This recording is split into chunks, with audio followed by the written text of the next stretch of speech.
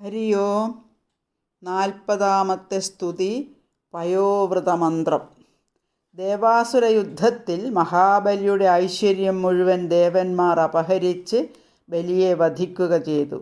ബലിയെ ശുക്രാചാര്യർ പുനർജീവിപ്പിച്ചതിനാൽ ശുക്രശിഷ്യനായ മഹാബലി ശുക്രാദികൾക്ക് അനേക സമ്മാനങ്ങൾ നൽകി ആദരിച്ചു. ശുക്രാചാര്യർക്ക് ബലിയിൽ വളരെ പ്രീതിയുണ്ടായി. അവർ ബലിയെ ചക്രവർത്തിയായി അഭിഷേകം കഴിച്ചു. ആഗ്രഹങ്ങളെല്ലാം സാധിക്കുന്ന വിശ്വജിത്ത് എന്ന യാഗവും കഴിപ്പിച്ചു.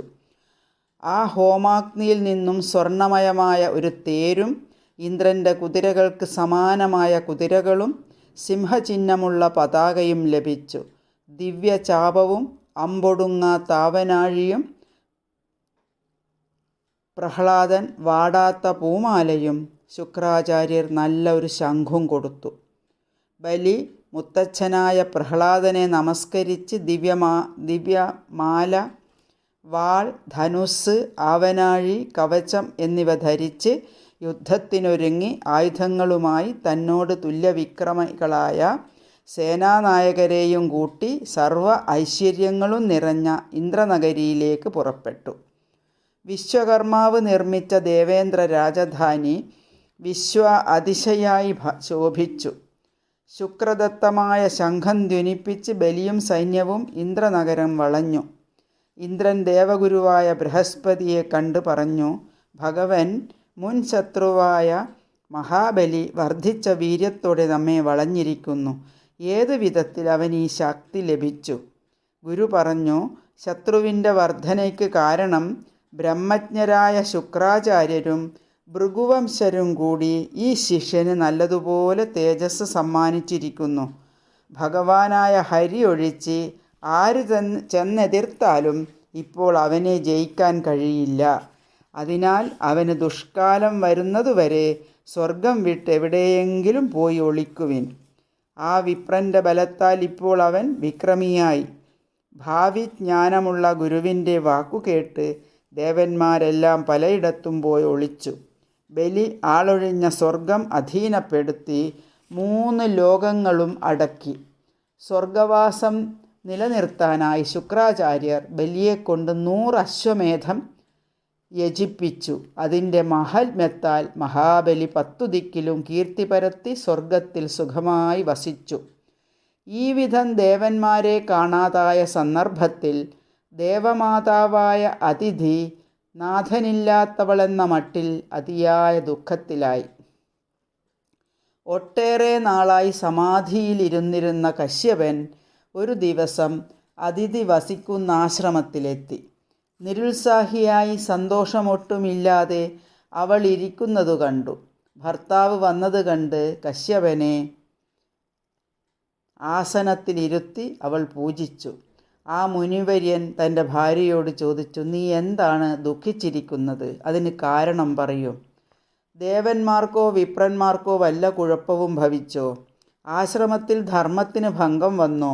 ഏതെങ്കിലും അതിഥിയെ പൂജിക്കാൻ മറന്നോ? ആദരിക്കപ്പെടാതെ ആരെയെങ്കിലും മടങ്ങിപ്പോയോ? ഹവിസുണ്ടാക്കി അഗ്നിയിൽ അർച്ചിക്കുന്നതിന് എന്തെങ്കിലും മുടക്കം വന്നോ? മനസുഖമില്ലാത്തവളെന്ന് തോന്നുന്നു നിന്നെ കണ്ടാൽ. കാരണം എന്താണ്? അതിഥി പറഞ്ഞു, ബ്രഹ്മജ്ഞ, ഗോക്കൾക്കും ദ്വിജന്മാർക്കും നമ്മൾക്കും ധർമ്മത്തിനും മംഗലം ഭവിക്കട്ടെ. ഈ ആശ്രമം അങ്ങയുടെ അനുഗ്രഹത്താൽ നന്നായി നടന്നു വരുന്നു. അഗ്നികൾ, അതിഥികൾ, ഭൃത്യർ എന്നിവരെ ഞാൻ വിഘ്നം കൂടാതെ നിത്യം അർച്ചന ചെയ്യുന്നു. അങ്ങയുടെ പ്രഭാവം കൊണ്ട് ഞാൻ ആഗ്രഹിക്കുന്നതെല്ലാം ഇവിടെ കിട്ടുന്നുണ്ട്. മഹർഷേ, സർവജനങ്ങളും അങ്ങയുടെ പുത്രന്മാരാണല്ലോ. അങ്ങേക്കാരോടും ഭേദമില്ലെന്നും എനിക്കറിയാം. എന്നാൽ ശത്രുക്കൾ ഞങ്ങൾക്കുള്ള നാടും സമ്പത്തും അപഹരിച്ചിരിക്കുന്നു. അതിനാൽ ഞങ്ങൾ അടക്കാൻ കഴിയാത്ത ദുഃഖത്തിലാണ്. ദേവന്മാരെ രക്ഷിക്കാനുള്ള മാർഗം അങ്ങ് പറഞ്ഞു തരണം. എൻ്റെ പുത്രന്മാർക്ക് മംഗളം വരുത്തണം. പുത്രന്മാരോടൊപ്പം ദുഃഖിച്ചുകൊണ്ടിരിക്കുന്ന എൻ്റെ നേർക്ക് ഭഗവാൻ വേഗം പ്രസാദിക്കത്തക്ക വിധത്തിലുള്ള സേവാമാർഗം ഉപദേശിച്ചു തരുക. കശ്യപ മഹർഷി ബ്രഹ്മദേവൻ അദ്ദേഹത്തിന് പ്രജാഭിവൃദ്ധിക്ക് പയോവൃതം ഉപദേശിച്ചിരുന്നു. ആ പയോവ്രതം പത്നിക്ക് ഉപദേശിച്ചു. വ്രതാനുഷ്ഠാനം, സമ്പ്രദായം, മന്ത്രം എല്ലാം അദ്ദേഹം വിസ്തരിച്ചു പറഞ്ഞു കൊടുക്കുന്നു. പയോവ്രത മന്ത്രം കേൾക്കാം.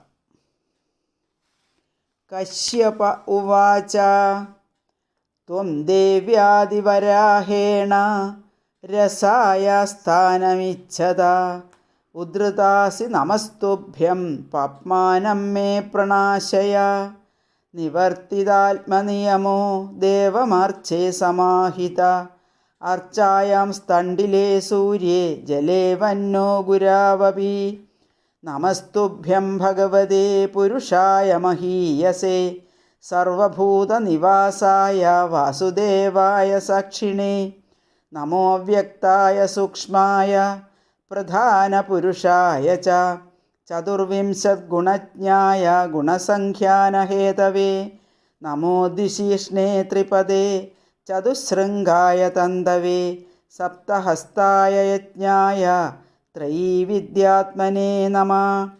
നമഃ ശിവായ രുദ്രായ നമഃ ശക്തിധരായ ച സർവവിദ്യാധിപതയേ ഭൂതാനാം പതയേ നമഃ.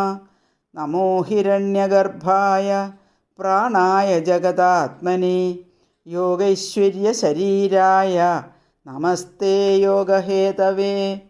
നമസ്ത ആദിദേവായ സാക്ഷിഭൂതായ തേ നമഃ. നാരായണായ ഋഷയേ നരായ ഹരയേ നമഃ. നമോ മരകതശ്യാമവപുഷേധിഗതശ്രിയേ കേശവായ നമസ്തുഭ്യം നമസ്തേ പീതവാസസേ. ത്വം സർവവരദ പുംസാം വരേണ്യവരദർഷഭ അധസ്തേ ശ്രേയസേ ധീരാ പാദരേണുമുപാസതേ. അന്വവർത്തന്തയം ദേവ ശ്രീശ്ച തത്പാദപദ്മയോ സ്പൃഹയന്ത ഇവാമോദം ഭഗവാൻ മേ പ്രസീദതാം.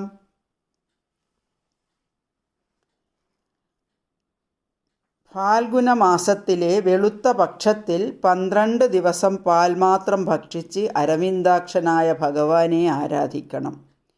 കറുത്ത വാവു ദിവസം കിട്ടുമെങ്കിൽ വരാഹം കുത്തിപ്പൊക്കിയ മണ്ണ് ദേഹത്തിൽ തേച്ച് നദിയിൽ സ്നാനം ചെയ്യണം. ഈ മന്ത്രം ഉച്ചരിക്കുകയും വേണം. ദേവി പ്രജകൾക്ക് സ്ഥാനമാഗ്രഹിക്കുന്ന വരാഹമൂർത്തിയാൽ അവിടുന്ന് രസാതലത്തിൽ നിന്ന് ഉദ്ധരിക്കപ്പെട്ടു. അവിടേക്ക് നമസ്കാരം. എൻ്റെ പാപം നശിപ്പിച്ചാലും. ശ്രീ ഹരിയെ ആവാഹിച്ച് ചന്ദനമാല്യാദി അർപ്പിച്ച് പൂജിക്കണം. നിവേദ്യം കഴിഞ്ഞ് 108 ദ്വാദശാക്ഷര മന്ത്രം ജപിച്ച് അവതാര ലീലകൾ ചേർന്ന സ്തോത്രങ്ങൾ ചൊല്ലി വിഷ്ണുദേവനെ നമസ്കരിക്കണം. നിത്യനൈമിത്തിക കർമ്മങ്ങൾ ചെയ്ത് ഏകാഗ്രചിത്തനായി ഭഗവാന്റെ വിഗ്രഹത്തിലും അണിഞ്ഞലങ്കരിച്ച സ്ഥലത്തും സൂര്യനിലും ജലത്തിലും അഗ്നിയിലും ഗുരുവിലും വെച്ച് പൂജിക്കണം. പരമപുരുഷനും മഹീയസും സർവഭൂത നിവാസനും സാക്ഷിയും ഭഗവാനും വാസുദേവനുമായ അങ്ങയ്ക്ക് നമസ്കാരം. സ്ഥൂല സൂക്ഷ്മസ്വരൂപനും പ്രധാന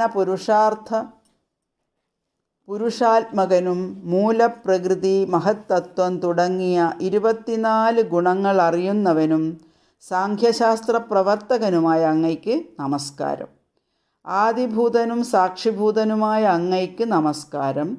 നാരായണനും നരനും ഋഷിയും ഹരനുമായ അങ്ങയ്ക്ക് നമസ്കാരം.